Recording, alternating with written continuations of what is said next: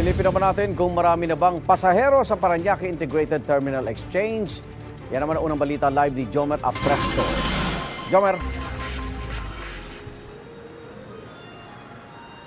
Igan, good morning. Nandito ako sa second floor ng Parañaque Integrated Terminal Exchange o PITX. Kung makita mo, marami na ang mga pasahero dito na pauwi ng kanilang mga lalawigan. Ilang araw yan bago magsimula ang mahal na araw o Holy Week. Kabilang sa maagang nagtungo sa terminal, ang 53 years old na si Nanay Prima. Pabiyahe na sana siya kahapon pauwi ng Davao de Oro. Pero hindi siya pinasakay ng bus dahil sa dami ng dala niya mga bagahe. Ang ilan kasi rito, pasabay raw sa kanya ng ilang katrabaho na hindi uuwi sa kanilang probinsya. Problema niya ngayon kung makakasakay ba siya ng bus pauwi sa kanila. Hinahabol pa naman daw niya ang death anniversary ng kanyang nanay.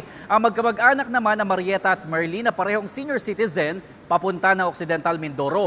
Kagabi pa sila rito sa terminal at inakala na agad silang makakasakay ng bus. Samantala, dahil inaasahan na ang maraming pasahero, nagdagdag na ng mga bus ang PITX. Gayun din ang mga otoridad na magbabantay sa terminal. Magkakaroon din ng random inspection sa mga bus at screening sa mga driver ang Land Transportation Office para masiguro ang ligtas na biyahe ng mga pasahero.